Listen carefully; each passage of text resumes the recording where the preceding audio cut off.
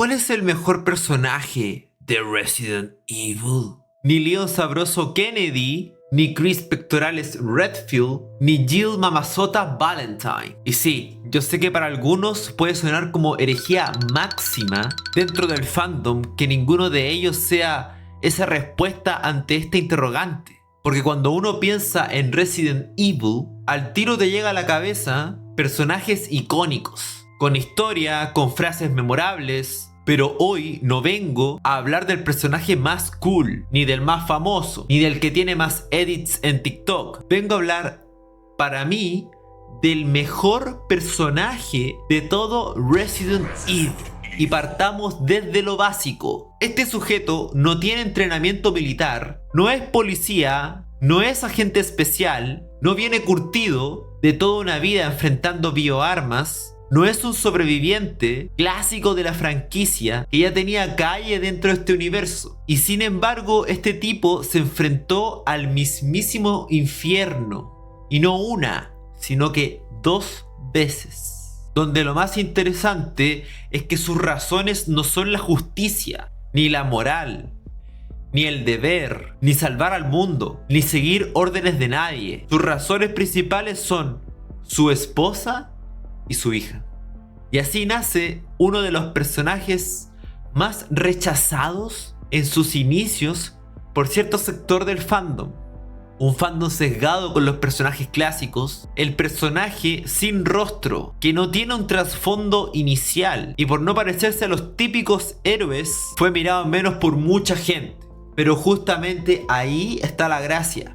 Porque al final ese personaje sigue siendo una de las figuras más importantes de la franquicia moderna. Y no diría que fue la única razón del renacimiento del survival horror en Resident Evil. Pero sí fue una pieza central del giro que devolvió a Resident Evil a una forma de horror más íntima, más humana, más vulnerable. Y no hablo nada más y nada menos que Ethan Winters.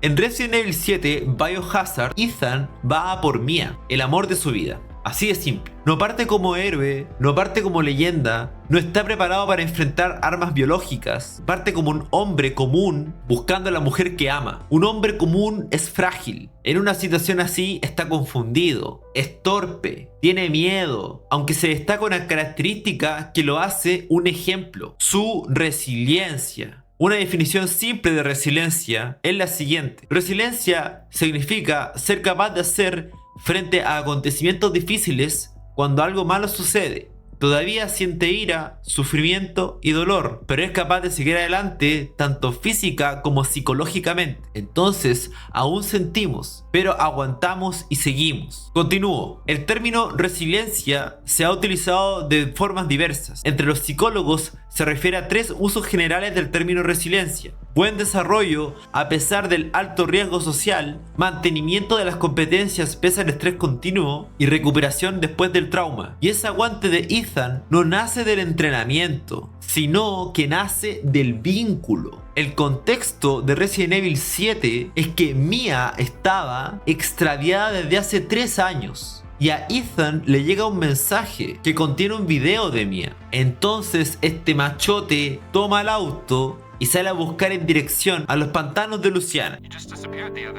Yeah, no, I'm good. I'm good. It's Mia.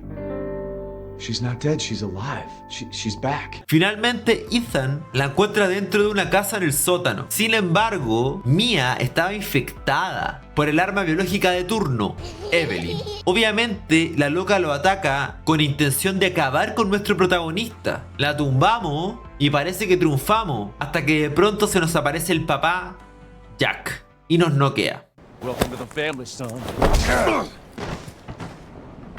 De pronto estamos en una cena familiar y se nos presenta a los Bakers. Y así empieza uno de los mejores juegos de Resident Evil. Luego de esta historia comienza la secuela, que solo refuerza la idea de que el amor de la familia para este hombre lo es todo. De esposo a padre de familia, con un arco trágico. En Resident Evil Village, Ethan va a por Rose, Ahora es cuando Ethan pega un salto realmente grande. Es esposo, pero también es padre. Ahora está peleando por proteger lo más importante que tiene. Además, el juego te lo presenta desde el comienzo en una faceta súper cotidiana, la de padre. Esa escena inicial en casa, con esa pequeña sensación de hogar, con ese intento de normalidad.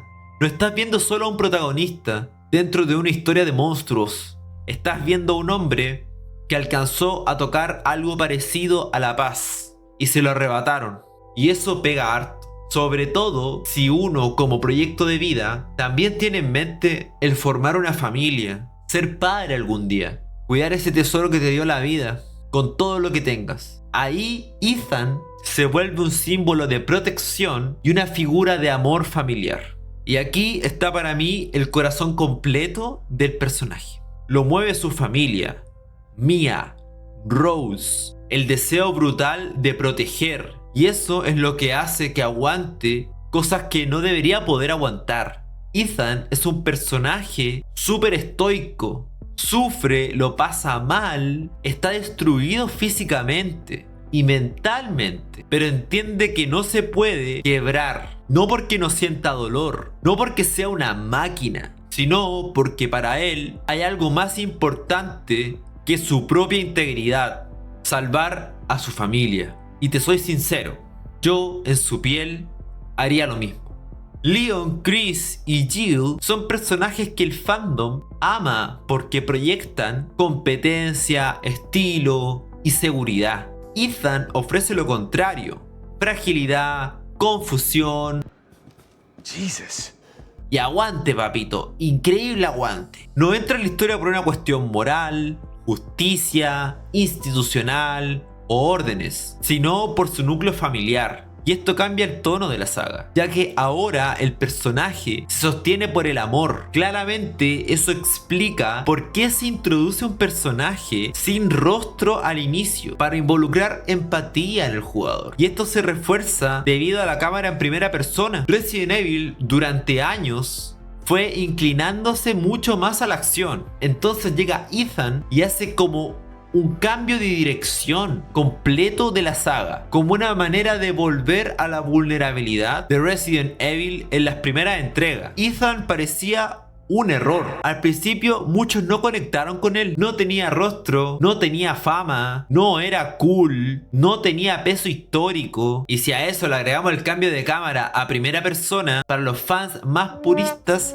era una traición a la identidad de la saga. Aunque justamente por esto funciona. La falta de rostro, la primera cámara en persona y su condición de hombre común no eran un defecto. Era parte de lo que Capcom quería construir, revivir e innovar, todo un paquete en uno. Y Capcom quería demostrar que escuchaba a los fans de la saga. Entonces, después de ver las terribles reseñas que presentaba el R6, por ejemplo, tenemos a Dross comentando esto: Resident Evil 6 es un juego que tiene una filosofía muy adolescente.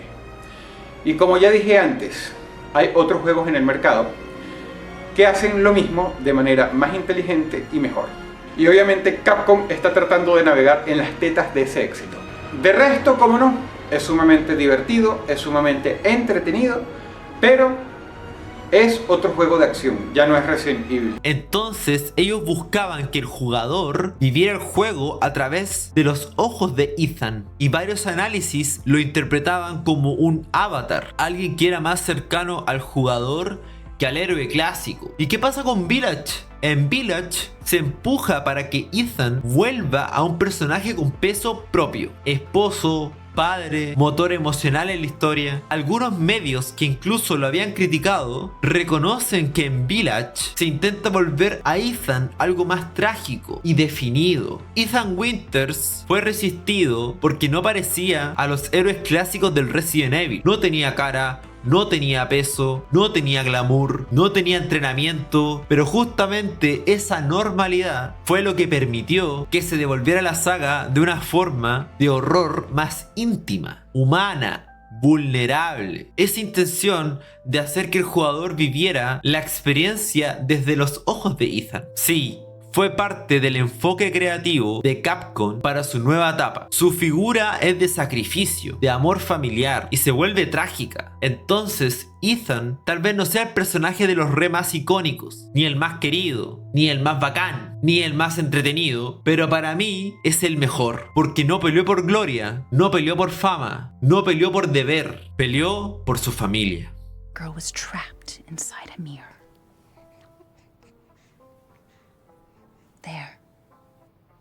She's asleep.